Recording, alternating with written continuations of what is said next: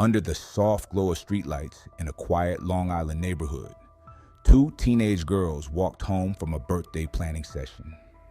They were laughing about dresses, colors, and the kind of details only best friends care about. What they didn't know was that a car had already spotted them. Inside, young men carried baseball bats and machetes. Within minutes, the lives of Nisa Mickens and Kayla Cuevas were taken with a level of violence that left even seasoned detectives shaken. This wasn't random. This was a message. A warning carved into the community with blades and rage. What followed was not just the story of two murders, but the unraveling of a shadow war happening in the suburbs of America. A war driven by fear, loyalty, and silence. A war where kids were pulled into violence before they were old enough to drive, and where families struggled to protect their children from an enemy that looked just like the boy sitting in the next classroom.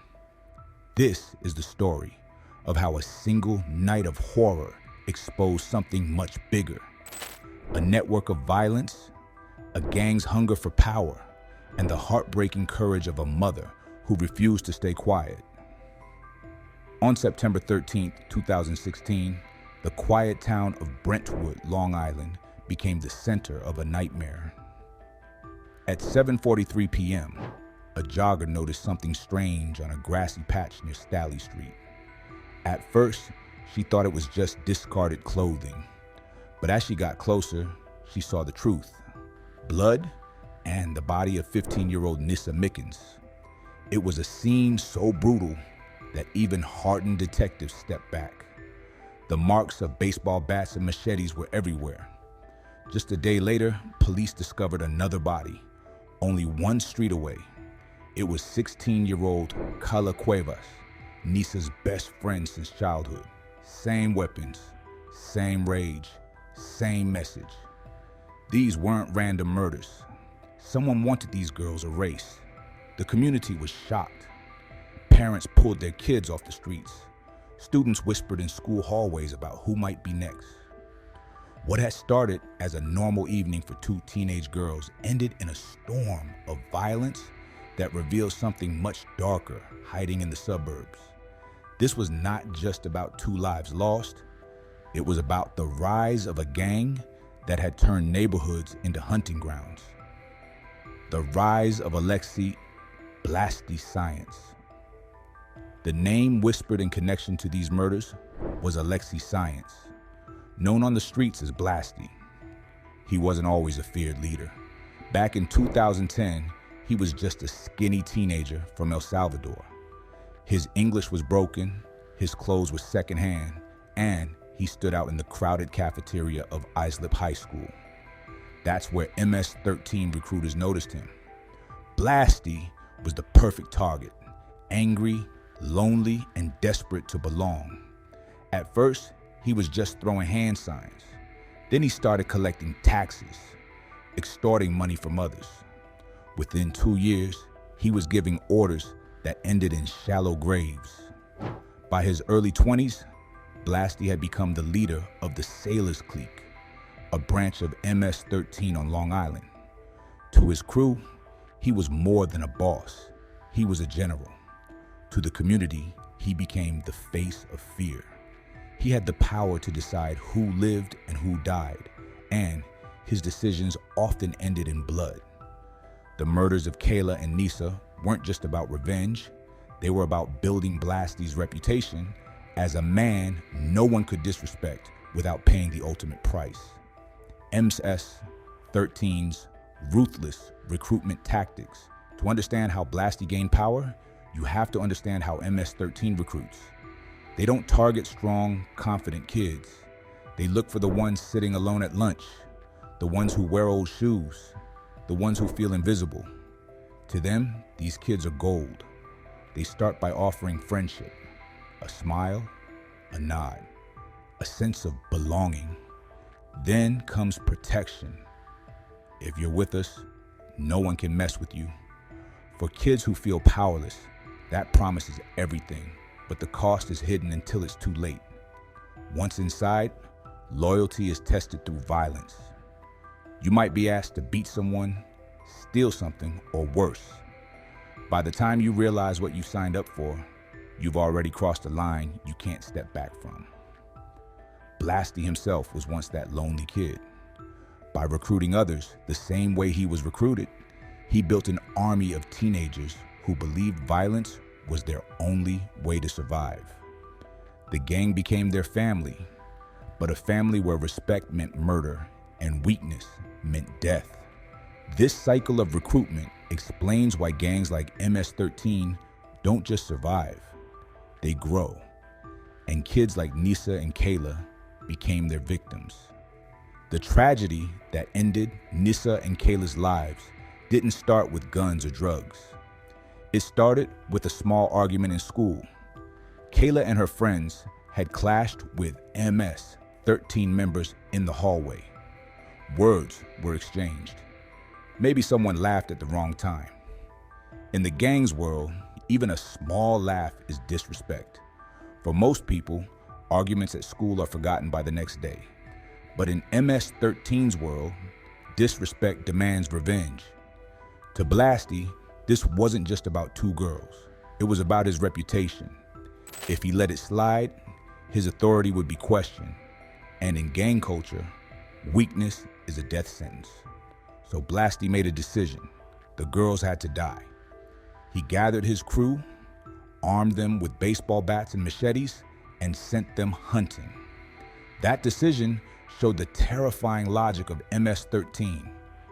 Innocent teenagers could become targets simply for standing in the wrong hallway. On the night of September 13th, Kayla and Nisa walked home together after planning a Sweet 16 party. Kayla texted her mom, "Soon, mama." Walking with Nisa, but she never pressed send. As the girls laughed and talked, a stolen Honda pulled up slowly. Inside were MS-13 members ready to carry out Blasty's orders. They surrounded the girls within seconds. 7 young men with bats and machetes against 2 teenage girls. The attack was fast and merciless. Nissa tried to run, but there was nowhere to go. Kayla screamed for help, but no one heard in time. Blow after blow rained down until the street was silent. It all took less than 4 minutes. The medical examiner later described the scene as overkill. The wounds weren't just about killing, they were about making a statement. These murders were meant to terrorize the community, to remind everyone what happens when you disrespect MS-13. By 7:19 p.m., 2 best friends were gone. Their families would never be the same, and Brentwood would never forget that night. The relentless mother, Evelyn Rodriguez. When Kayla's mother, Evelyn Rodriguez, realized her daughter hadn't come home, she went straight to the police. But instead of urgency, she got dismissal. Officers suggested the girls might be runaways. Evelyn knew better. She refused to sit and wait. Evelyn organized search parties, knocked on doors, and spread the word on social media.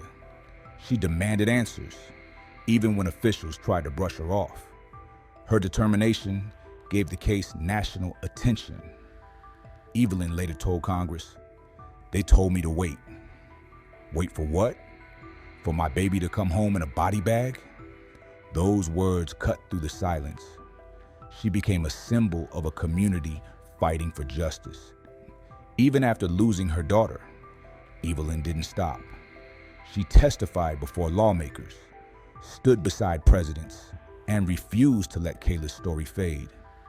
Her courage showed that one grieving mother could shake the system. But her story ended in heartbreaking irony. 2 years after her daughter's murder, Evelyn was killed in an accident while preparing a vigil for Kayla. She fought for her daughter until her last breath, and her legacy continues to inspire others. By 2016, Blasty wasn't just a local gang member. He was running his clique like a death squad.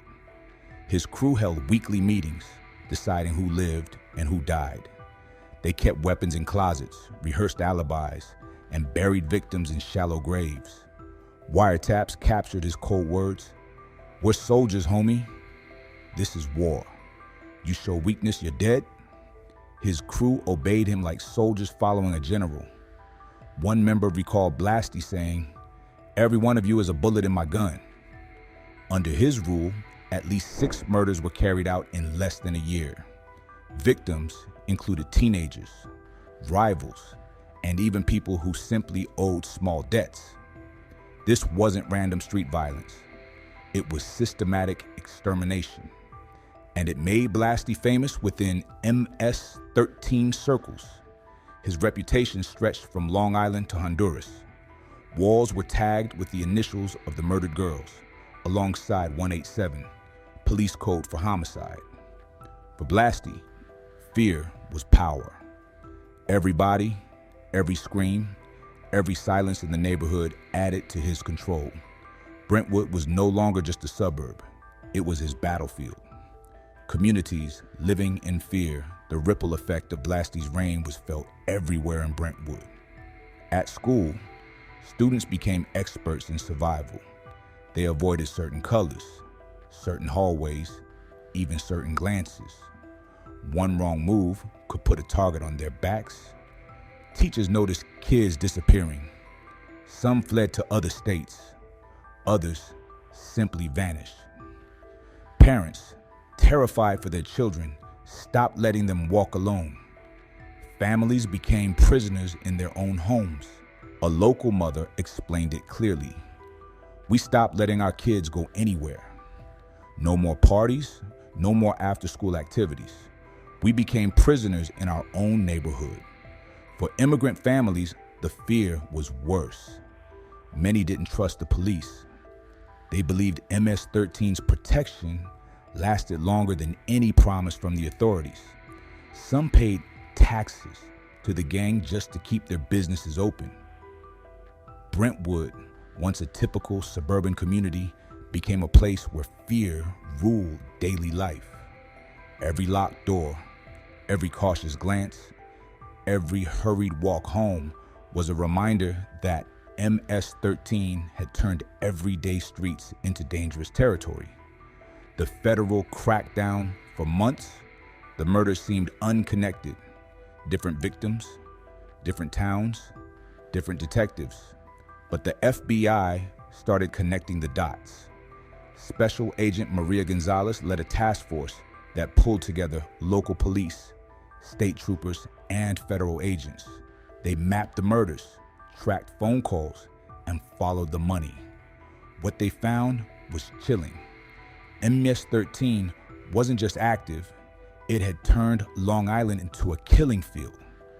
Wiretaps revealed Blasty casually planning murders, discussing victims as if they were items on a grocery list. He once said about a suspected rival, "Better to kill an innocent than let an enemy live." The FBI tapped 23 phones, used surveillance teams, and flipped gang members into informants. Slowly, the net around Blasty and his crew tightened. Even while locked up on unrelated charges, Blasty continued giving orders from jail. Guards found phones hidden in walls. He threw gang signs in prison photos like he still owned the streets. The crackdown became one of the largest federal efforts against MS-13. It wasn't just about Blasty. It was about dismantling a culture of fear that had paralyzed entire communities. In March 2017, indictments dropped like bombs. Blasty, his brother Jairo, Funny Science, and 11 other members were charged with racketeering. It was the beginning of the end for their reign of terror. Blasty's case was massive. He eventually pled guilty to 8 murders, attempted murders, arson, and drug trafficking. In court, the list of charges took nearly 15 minutes to read. His brother Funny was no less deadly. Where Blasty planned, Funny acted. He was impulsive, violent, and feared even within the gang. Together, the brothers built a dynasty of death. In 2024, both brothers were sentenced. Blasty received 68 years in prison. Funny pled guilty to 7 murders and faced a similar fate. Families of victims filled the courtroom, wearing photos of their children around their necks. But taking down the brothers didn't end MS-13. Detectives compared it to cutting off a hydra's head. 2 more always grew back. The gang was weakened, but the system that created men like Blasty was still alive. The war that never ends. Even with Blasty gone, MS-13 didn't disappear. They adapted. Instead of recruiting openly in schools, they turned to social media, Instagram posts, Snapchat groups, TikTok videos, hidden messages disguised as everyday content. Kids as young as 11 were being pulled in. Federal operations like Raging Bull and Operation Matador made arrests, seized weapons, and shut down corners. But each sweep was like pulling weeds. The roots remain. Families continued living in fear. Parents burned gang-colored bandanas they found in their kids' rooms. Teachers learned to recognize graffiti and signs of recruitment. Guidance counselors were trained like detectives. The truth was clear. MS-13 wasn't just a gang. It was a system of fear and survival that thrived on poverty, silence, and desperation. For the families of victims, the war never truly ends. Every day without their children is another battle. Every quiet street at night holds memories of screams. As one Brentwood mother said, "We survived MS-13, but we're not the same. We'll never be the same." And that's the haunting reality. This war doesn't end. It only waits for its next chapter. The story of Nissa, Kayla, and the rise and fall of Blasty reminds us how fragile safety can feel and how courage can shine even in the darkest places. We've seen how fear can grip an entire community, but also how voices like Evelyn Rodriguez's refuse to be silenced. Thank you for watching.